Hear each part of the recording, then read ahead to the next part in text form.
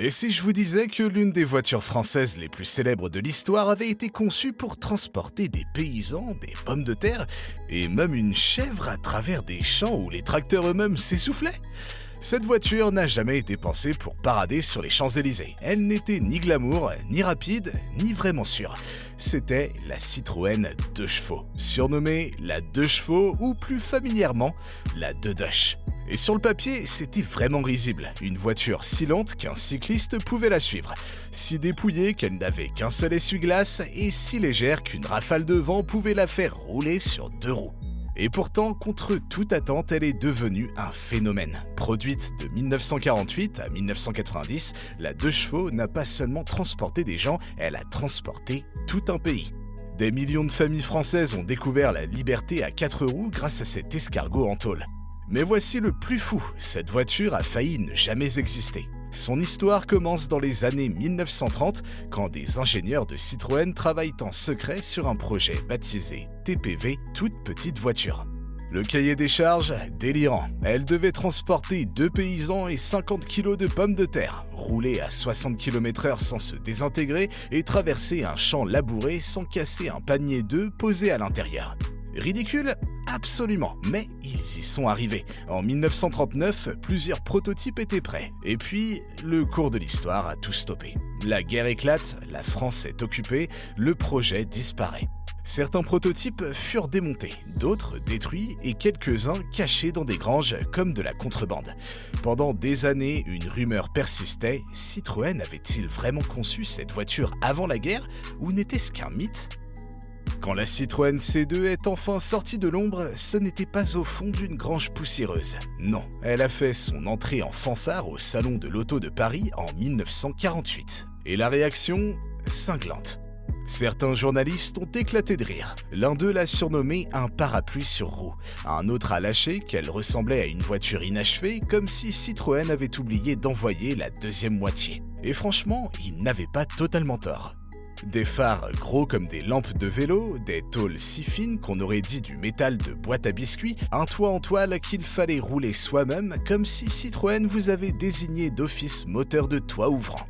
Les critiques se moquaient, mais Citroën, en silence, venait de résoudre le vrai problème de la France d'après-guerre. Le pays, ce n'était pas les autoroutes ou les bolides rutilants, c'était des villages, des chemins boueux et des familles qui n'avaient pas les moyens d'acheter autre chose qu'un vélo. La 2 chevaux est lancée à seulement 185 000 francs, moins cher que presque tout ce qui roulait avec un moteur. Elle se contentait de 3 litres au 100, un miracle à une époque où l'essence restait rationnée. Et grâce à sa suspension, qui flottait sur les champs comme une brouette montée sur ressort, elle passait là où les voitures plus chères s'enlisaient. Et pourtant, le public n'était pas convaincu. Les listes d'attente se sont formées, mais seulement parce qu'il n'y avait pas beaucoup de voitures à vendre. Beaucoup pensaient que la 2 chevaux allait disparaître rapidement, au mieux une curiosité d'après-guerre. Mais voilà, contre toute attente, la voiture qui ressemblait à une blague s'est révélée inarrêtable.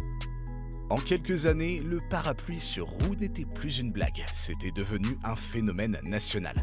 Au début des années 1950, Citroën se retrouve face à un problème que n'importe quel constructeur aurait rêvé d'avoir. La demande était tellement énorme qu'il n'arrivait tout simplement pas à suivre. À un moment donné, la liste d'attente atteignait 5 ans. Acheter une 2 chevaux, c'était presque jouer au loto.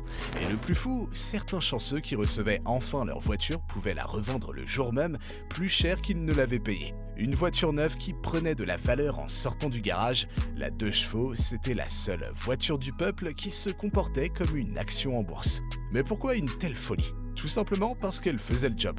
Les paysans s'en servaient pour transporter des poules, des bidons de lait, voire un cochon ou deux, à travers des champs où une voiture classique se serait cassée en deux. Les étudiants l'adoraient parce qu'elle ne coûtait rien et tournait presque à l'odeur de l'essence.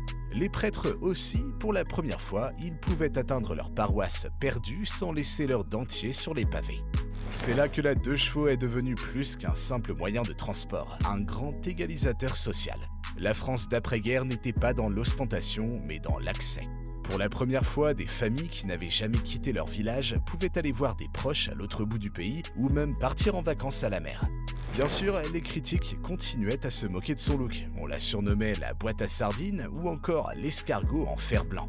Mais à ce stade, les conducteurs s'en fichaient royalement. Ils étaient trop occupés à rouler.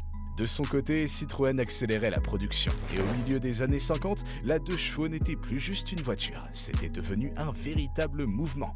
Et au moment où tout le monde croyait l'avoir comprise, Citroën a osé aller encore plus loin. Dans les années 60 et 70, la 2 chevaux n'était plus seulement la mule des campagnes, elle s'était transformée en toute autre chose, un symbole. Le cinéma s'en est mêlé, la 2 chevaux fait une apparition culte dans Rien que pour vos yeux de James Bond, dévalant les routes espagnoles sous une pluie de balles. De toutes les voitures du monde, Bond a un jour confié sa vie à une 2 chevaux, preuve que parfois le charme pèse plus lourd que les chevaux vapeur. Mais la vraie scène, ce n'était pas Hollywood, c'était les rues. On la voyait dans les manifs, les cortèges, les mouvements. Pendant que la France rêvait de Peugeot lustrés et de Renault brillantes, la 2 chevaux restait l'éternel rebelle. Sans luxe, sans statut, juste une utilité têtue qui roulait quoi qu'il arrive. Et elle n'a pas cessé de voyager, à travers le Sahara jusqu'au contrefort de l'Himalaya, dans les jungles, les déserts, les tempêtes de neige. Un journaliste a même relié Paris à New York.